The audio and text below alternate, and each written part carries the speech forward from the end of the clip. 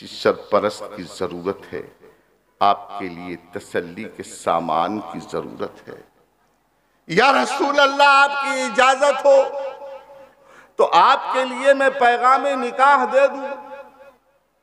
जालिम ये कहता है कि मेरे नबी ने कई शादियां की, लेकिन उसे याद नहीं कि 25 साला खूबरू जवान जो तमाम कर्शियों में सबसे बेहतर खानदान और घर का, बनी हाशिम का निहायत ही सच्चा बेटा, 40 साल की बुढ़िया यानी अपनी माँ की उम्र की औरत से रिश्ता करता नहीं। सिर्फ पहले रिश्ते की बात मत करना, अब तो नबी के पास तिजारत भी है, अब तो नबी के पास शोहरत भी है, अब तो नबी के पास दौलत भी है, अब तो नबी के पास फौज भी है, अब तो नबी के पास ताकत भी है। खौला ने कहा, या रसूल अल्लाह, पैगामे निकाह। फरमाया, हाँ कौन है? कहा, एक सय्यिब है और एक बाकिर है। फरमाया, वह मैंने सय्यिब, ये सय्यिब कौन है? फरमाया, सौदा बिन्त जमा। कौन है? सौदा बिन्त जमा, दूसरी शादी, 50 साल की उम्र में दूसरी शादी। कितने साल की औरत से? रिवायतों में आया है उस वक्त हजरत सौदा की उम्र 63 या 66 साल थी। 60 साल ये शादी करने की उम्र है, 65 साल ये शादी करने की उम्र है। क्या ख्वाहिश नफसानी जरूरतें जिस्मानी की बुनियाद पर कोई मर्द किसी औरत से 65 साल की उम्र में शादी कर सकता है? नहीं। वो 65 साल की औरत बेवा थी और उसके पास एक बच्चा नहीं बल्कि 6 बच्चे थे। मेरे मुस्तफा ने सैयदा खदीजा को गले से लगाया, फिर सौदा बिन्ते जमा को अपने सीने से लगाया और ऐलान किया, जब जरूरत हो तो अपने घर की भी परवाह करना और बेवाओं की जरूरत की भी परवाह करना।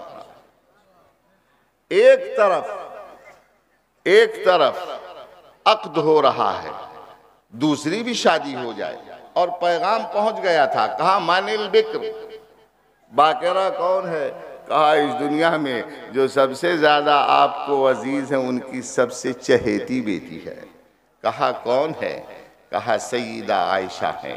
अजीजान मिल्लत इस्लामिया, पैगाम दोनों के यहाँ गया। हजरत सौदा बिन्ते जमा के यहाँ भी पैगाम गया है और सईदा आयशा के यहाँ हजरत अबू बकर सिद्दीक रदी अल्लाह ताला अन्हु के यहाँ भी पैगाम गया है। पैगाम दोनों जगह गया, मगर हजरत सौदा से रसूलुल्लाह सल्लल्लाहु अलैहि वसल्लम ने शादी फरमाया और रुखसती भी हो गई। 3 साल तक, जब तक आप मक्का में रहे, कोई और दूसरी शादी नहीं किया। पैगाम हजरत आयशा को चला गया, रुखसती मदीना में हुई है।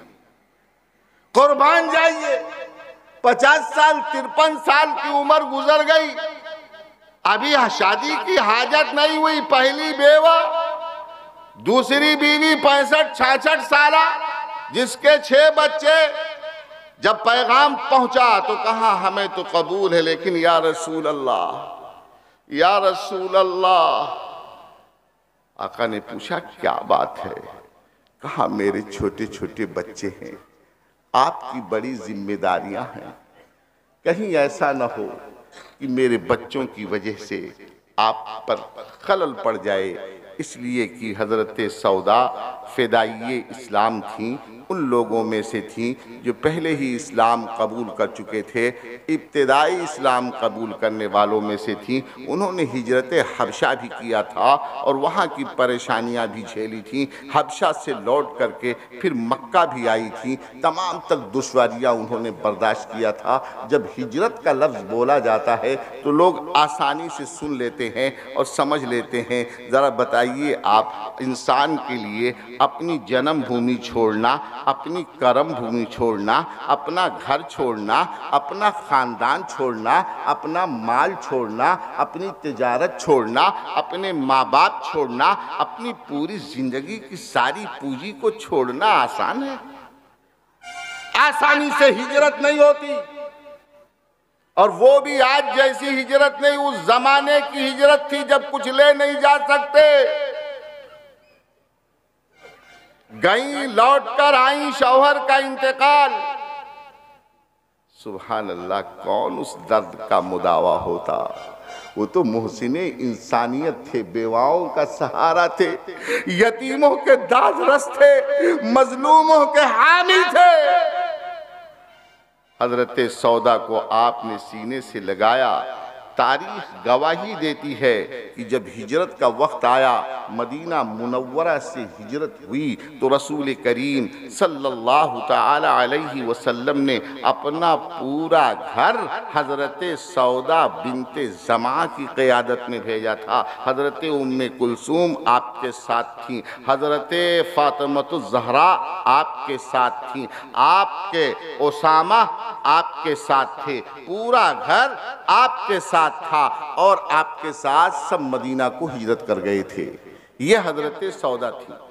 मगर ये भी नहीं था, अभी आपने सुन लिया, हजरत खदीजा की अपनी खुसूसियात थी तो हजरत सौदा की भी अपनी खुसूसियात थी। मशहूर था कि बहुत ज्यादा गुस्सावर हैं ये, यानी उस कबीले कुंबे में लोग जानते थे, अगर मशहूर हो जाए कि कोई औरत बड़ी नक्चढ़ी है, बड़ी झगड़ालू है, बड़ी बात आगे बढ़ाने वाली है, किसी को खातिर में नहीं लाती है, तो बाकेरा से कोई शादी नहीं करेगा, चाहे जाएगी 65 साल औरत से शादी हो। मेरे मुस्तफ़ा सल्लल्लाहु ताला अलैहि वसल्लम ने उनका जज्बे ईमानी देखा था, उनके बच्चों की सिस्कियाँ देखी थी, उनकी कमज़ोरियाँ देखी थी, उन यतीमों को देखा था जो अपने बाप को दागे मफारकत दे करके बिलक रहे थे, अपने सीने से लगा लिया था उन बच्चों को। तो आलम ये हुआ, रिवायात बताती हैं, तारीख बताती हैं, औरतें यहाँ बैठी हैं, सुन ले,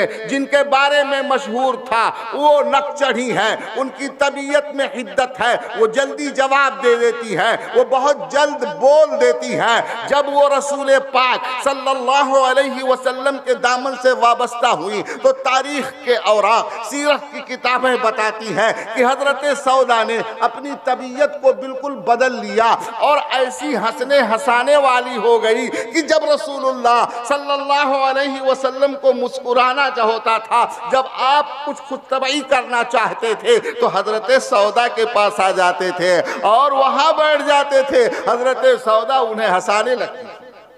चुनांचे हदीस शरीफ में आया है कि रसूलुल्लाह सल्लल्लाहु ताला अलैहि वसल्लम मस्जिद नबवी तशरीफ ले गए और आपके यहाँ की बारी थी, नमाज पढ़ी, सहाबा कराम मिल गए, काफी वक्त लग गया, लौट करके आए तो हजरत सौदा ने फरमाया, या रसूल अल्लाह, इन्नी ज़नन्तु अन्नी लौ मित्तु व जुहिज़तु व सुल्लिया अलैया व दुफिनतु ताती इलैना। अरे मुझे तो खतरा हो गया था कि अगर मैं मर जाती और मेरे तजीज़ो तकफीन भी कर दिए जाते, नमाज जनाजा भी पढ़ दी जाती, तब आप तशरीफ लाते। सरकार खिलखिलाकर हंसने लगे।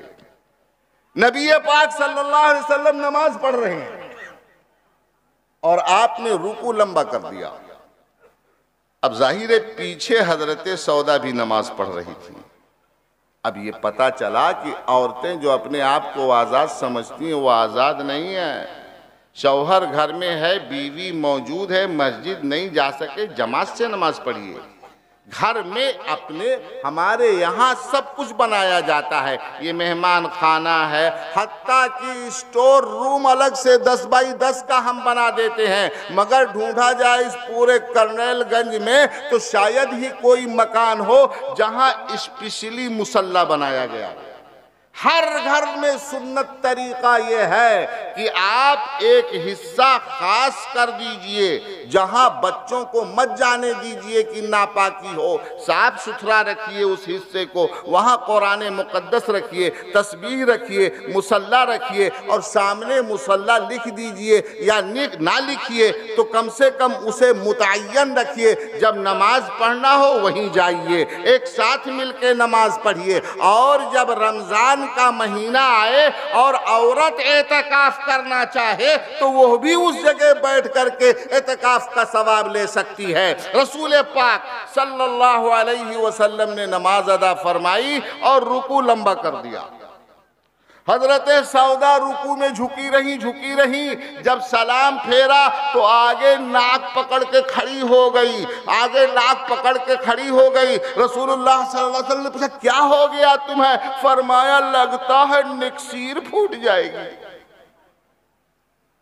हमारे आप की तरह तो मजाक नहीं कर सकते थे, हम एक दूसरे के साथ बेहयाई से बात करते हैं। एक औरत का दूसरी औरत से पर्दा लाजिम है। औरतें ये समझती हैं कि हम तो एक दूसरे के साथ औरत हैं, लिहाजा चाहे जो बात कर ले, चाहे जैसे एक दूसरे के सामने आ जाए, हरगिज नहीं। अगर जरूरत शरइया साबित नहीं है तो जिस तरह एक मर्द को एक मर्द से पर्दा करना चाहिए, इसी तरह जरूरतों में जिन चीजों का छुपाना जरूरी है, एक औरत का दूसरी औरत से छुपाना भी जरूरी है।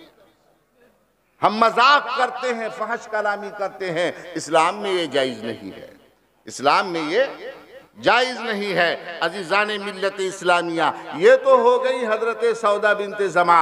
एक उम्महातुल मोमिनीन की एक बात आपके सामने मैं लाऊं। आइए देखिए, मेरे नबी ने दूसरी शादी फरमाई, मेरे नबी ने तीसरी शादी फरमाई। तीसरी शादी कौन सी फरमाई? हजरत उम्मे सलमा से। ये तीसरी कौन है?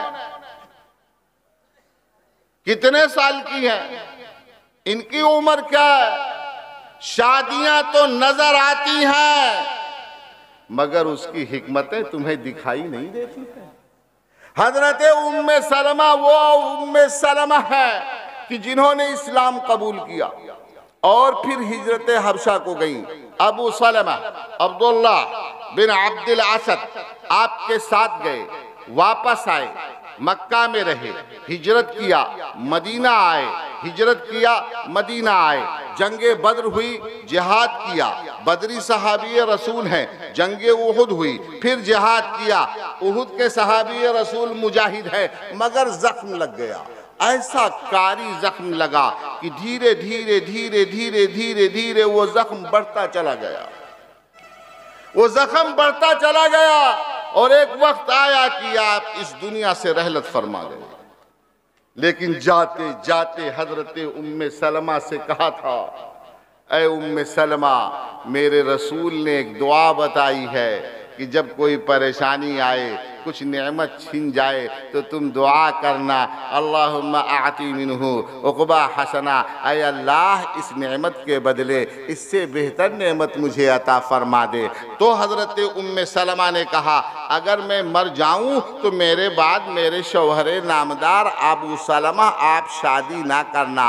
लेकिन उन्होंने कहा नहीं, मैं तो ये कहता हूँ कि अगर मैं मर जाऊं तो ज़रूर आप शादी कर लेना, मेरे बच्चों का ख्याल करना। अज़ीज़ानी मिल्लत इस्लामिया, वो कहती है, मैं सोच रही थी अबू सलमा जैसा खुश अखलाक इंसान कौन मिलेगा, अच्छे किरदार वाला कौन मिलेगा, बेहतरीन जिंदगी और इशरत वाला कौन इंसान मिलेगा जो हर वक्त अपने बच्चों का ख्याल रखता हो। अज़ीज़ानी मिल्लत इस्लामिया, शौहर ये समझता है कि बीवी मेरी मातहत है, जैसा मैं चाहूँगा उसे चलाऊँगा। इंसाफ लिल्लाह इंसाफ, खुदा की कसम ये अय्यमुल्लाह तुम्हारे हवाले कर दी गई है। अपना बाप छोड़ दिया, अपनी माँ छोड़ दिया, अपनी सहेलियां छोड़ दी, अपना घर छोड़ दिया, अपनी पूरी जिंदगी की सारी यादगार ऐ शौहरे नामदार जनाब आली सिर्फ आपके लिए उसने छोड़ा है। खुदा की कसम अगर तुमने अपनी बीवी को जुल्मन एक झापड़ मारा तो कल कयामत में तुम्हारे करोड़ों की ज़कात, तुम्हारी सैकड़ों नमाजें, तुम्हारा हज वो एक झापड़ के बदले तुमसे छीन लेगी और जन्नत जाके बैठेगी। उसका सारा गुनाह तुम्हारे सर लाद दिया जाएगा। सबसे बेहतर इंसान वो है, हदीस शरीफ में है, मेरे मुस्तफ़ा सल्लल्लाहु अलैहि वसल्लम ने फरमाया खैरुकुम खैरुकुम ले अहलिही, तुम में सबसे बेहतर वो है जो अपने अहल, अपने बीवी बच्चों के लिए सबसे बेहतर हो, सबसे बेहतर हो। बात बात पर हम बीवी को डांटते हैं, अपने बच्चों के सामने डांट देते हैं। नहीं, इस्लाम आपको इसकी इजाजत नहीं देता है, आपको ये इख्तियार नहीं है।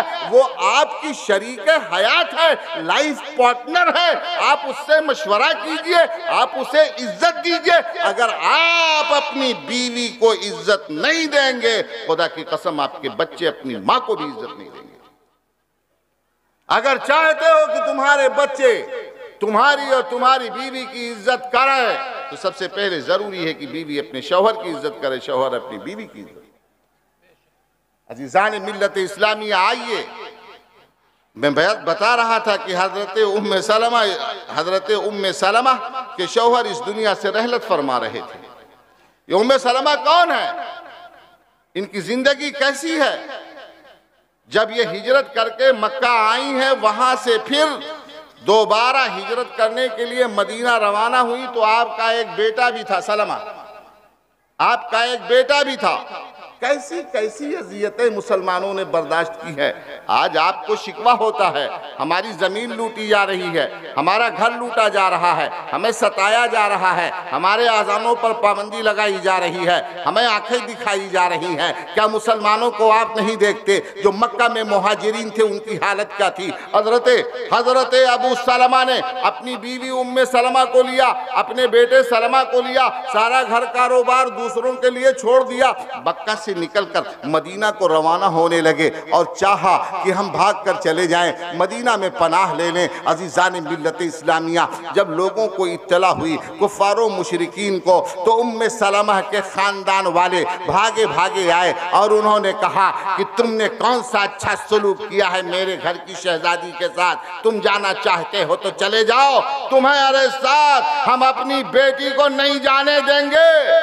ये सुनना था कि बनी असद के लोग भागे भागे आ गए। उन्होंने कहा सुनो, अगर तुम हमारे घर के लड़के के साथ अपनी बच्ची को नहीं जाने देना चाहते हो तो ये सलमा हमारे घर का लड़का है, हम इसे भी नहीं जाने देंगे। चुनांचे उसके ददियाल वालों ने हजरत सलमा को खींचा और उनका एक हाथ बाजू से उखड़ गया। रोने लगी उम्मे सलमा, मेरे बेटे को क्यों मारते हो? ले जाओ इसे, तुम ले जाना चाहते हो। हजरत अबू सलमा उधर गए, मदीना पहुंच गए। इधर हजरत उम्मे सलमा अकेले हैं, शौहर भी चला गया, बेटा भी हाथों से छिन गया। मकामे इब्ताह जहां छीना गया था, हर रोज आप जाती, सर पर हाथ रखकर रोती, अपने शौहर को याद करती, अपने फर्जंद को याद करती। कभी शौहर याद आता तो बिलखती, कभी बेटा याद आता तो आंसू बहाती। एक दो दिन की बात नहीं है, हफ्तों हफ्ता का ये मामूल हो गया। जब घर वालों ने अपनी शहजादी की ये हालत देखी तो उन्हें तरस आ गया और कहने लगे कि चलो छोड़ो, जाने दो इसे, अपने शौहर के पास जाने दो, इसे हमारे यहाँ सुकून नहीं मिलता है। जब बनी असद के लोगों को पता चला कि उन्होंने अपनी बेटी को इजाजत दे दिया है तो हजरत सलमा को ला करके आपकी गोद में रख दिया और कहा जाओ, चली जाओ। मामूली इम्तिहान नहीं दिया है मुसलमानों ने, आप शिकवा करते हैं, आप शिकवा करते हैं, अल्लाह का शुक्र अदा नहीं करते। अल मुमिनु मुब्तला, मोमिन आजमाइश में है। उम्महातुल मुमिनीन अहले बैत है। उम्महातुल मुमिनीन तमाम मुसलमानों की माएँ हैं। उम्महातुल मुमिनीन का मकाम बुलंदो बाला है, यूं ही नहीं है, यकीनन वो अज़वाजे नबी होने की हैसियत से बुलंद है। मगर ज़रा उनका किरदार भी तो देखिए। उन्होंने अपने बेटे को लिया और अपने ऊंट पर बैठ गई और मकाम तनईम, जो लोग हज को गए हैं या उमरा को गए हैं वो जानते हैं, जहां मस्जिद आयशा है उसी को मकाम तनईम कहा जाता है, जहां से छोटे उम्रे का एहराम बांधा जाता है। आप वहां पहुंच गई अकेले, न कोई यार है न मददगार है। मक्का शरीफ से मदीना शरीफ तकरीबन 450 किलोमीटर है। एक अकेली औरत, एक अकेली औरत। हजरत उस्मान बिन मज़ऊन ने देखा, पूछा कहाँ जा रही हो? चूंकि हजरत उम्मे सलमा के बाप बहुत बड़े बहादुर और निहायत सखी थे, उनको ज़ादुर रक्ब कहा जाता था। जितने लोग साथ में उनके साथ सफ़र करते थे सवार, सबसे कहते थे आपको खाना तोशा लेने की ज़रूरत नहीं है, अगर हमारे साथ चल रहे हो तो सबको खिलाने पिलाने की जिम्मेदारी मेरी है। पूछा या बिन्त रक्ब, या बिन्त ज़ादिर रक्बी, कहाँ जा रही है तू? ऐ ज़ादुर रक्ब की बेटी, कहाँ? मैं मदीना जा रही हूँ, मैं मदीना जा रही हूँ। कहाँ अकेले? हजरत वाकया की तफसील में नहीं जाना चाहता। हजरत उस्मान ने साथ लिया और ले जा करके मकाम क़बा तक पहुंचा दिया। इतनी परेशानियां झेलने के बाद शौहरे नामदार का जंगे उहुद में जख्म खाने की वजह से इंतकाल हो गया। मेरे मुस्तफ़ा सल्लल्लाहु ताला अलैहि वसल्लम ने अब चौथी शादी फरमाई है। चौथी शादी फरमाई है तो किससे फरमाई है? दूसरी से रिश्ता किया था तो उसकी 6 औलादें, चौथी से रिश्ता कर रहे हैं वो भी यतीम व बेसहारा उम्र दराज, उसकी 4 औलादें। मगर ये औरत उम्महातुल मोमिनीन का मकाम उम्मुल मोमिनीन सुलह हुदैबिया में मौजूद है। सारा मामला तय हो गया। रसूलुल्लाह सल्लल्लाहु अलैहि वसल्लम ने फरमाया सहाबाए कराम को, इहलकू वनहारू, ऐ मेरे सहाबा ज़बीहा करो और सर मुड़ाओ, ज़बीहा करो सर मुड़ाओ। सारे सहाबा उमरा के लिए आए थे। या रसूल अल्लाह, आप पे हमारे माँ बाप कुर्बान, जरा गौर फरमा लीजिए, हम अपनी जान आपके कदमों में निछावर करना चाहते हैं। हम अहले मक्का से कमज़ोर नहीं हैं, हमें बगैर उम्रे के वापस न होने दिया जाए, हमें चाहे जमजम का पानी पी लेने दिया जाए, हमें मक्का याद आता है, काबा का तवाफ करने की इजाज़त दी जाए। मेरे मुस्तफ़ा फरमाते हैं ऐ मेरे सहाबा इहलकू, ऐ मेरे सहाबा इनहारू। नबी फरमाते हैं, मगर सहाबा कहते हैं नहीं या रसूल अल्लाह, इजाजत दी जाए हम उम्रा करें। आका परेशान। नाफरमानी मकसद नहीं थी, नाफरमानी मकसद नहीं थी, नाफरमानी मकसद नहीं थी, ख्वाहिश थी या रसूल अल्लाह आप राजी हो जाएं। मगर नबी ने यह महसूस किया कि अब अगर इन्होंने ताखीर किया तो अल्लाह का अजाब, अल्लाह का अजाब। अपने घर अपने खेमे में वापस तशरीफ लाए। उम्मुल मुमिनीन हजरत उम्मे सलमा मौजूद थी। आपने चेहरा देखा, या रसूल अल्लाह क्या बात है, चेहरे का रंग बदला हुआ है, परेशानी जाहिर है, इज़्तिराब की कैफियत है। आका ने फरमाया ऐ ज़ौजे मोहतरमा, मैं अपने सहाबा से कहता हूँ इहलकू, हाँ सर छिलाओ, हाँ निनहारू, तुम लोग कुर्बानियाँ करो, ज़बीहा करो। मगर न ये ज़बीहा करते हैं न ये हलक करते हैं। अगर ये न मानेंगे तो आसमान से इनके ऊपर बिजलियां गिर जाएंगी। जरा देखो ना, एक औरत का किरदार कितना बुलंद होता है, उम्मुल मुमिनीन ने फरमाया, या रसूल अल्लाह, वो ये समझते हैं कि आप मान जाएंगे, इसलिए आपकी रज़ा चाहते हैं वो कि उम्रा के लिए चला जाए, जंग की ज़रूरत हो तो हम जंग कर लें। आप किसी से कोई बात न कीजिए, आप किसी की तरफ तवज्जो मत कीजिए, आप तशरीफ़ ले जाइए और हलक कीजिए और ज़बीहा कीजिए। आप ज़बीहा करेंगे, हलक करेंगे, सारे लोग आपके पीछे ये काम अंजाम दे देंगे। फौरन रसूल पाक सल्लल्लाहु अलैहि वसल्लम खेमे से बाहर तशरीफ लाए, आपने ज़बीहा फरमाया और हलक फरमाया, यह आपका काम करना था। सारे सहाबा ज़बीहे में लग गए और एक दूसरे का सर छीलने लगे और ऐलान हो गया कि अब हमारी सुलह हो गई, हमें मदीना वापस जाना है। तो अन्नबिय्यु औला बिल मुमिनीन मिन अनफुसिहिम, ये नबी खुद मोमिनों के उनकी अपनी जानों से ज़्यादा अज़मत व एहतराम वाले, उनकी रगे जान से ज़्यादा करीब है। व अज़वाजुहु उम्महातुहुम, और उसी तरह उनकी बीवियाँ रसूल पाक सल्लल्लाहु ताला अलैहि वसल्लम की ज़ौजात मोमिनों की माएँ हैं, ये कुरान का ऐलान है। इसलिए एहतराम भी ज़रूरी और अहकाम भी वही जो एक बेटे के लिए एक माँ के हक में होते हैं। इसीलिए आका दो जहां सल्लल्लाहु अलैहि वसल्लम की जहां कुन्नियत अबुल कासिम है, वहीं आपकी कुन्नियत अबुल उम्मह भी है, यानी तमाम आपकी बीवियां मोमिनों की माँ हैं और आप इस उम्मत के अब्बू जान हैं।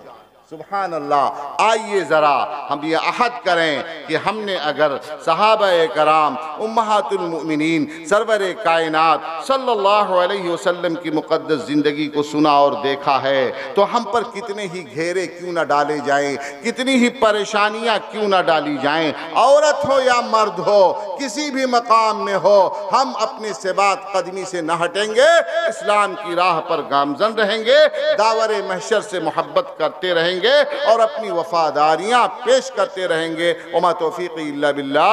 अस्सलामु अलैकुम व रहमतुल्लाह।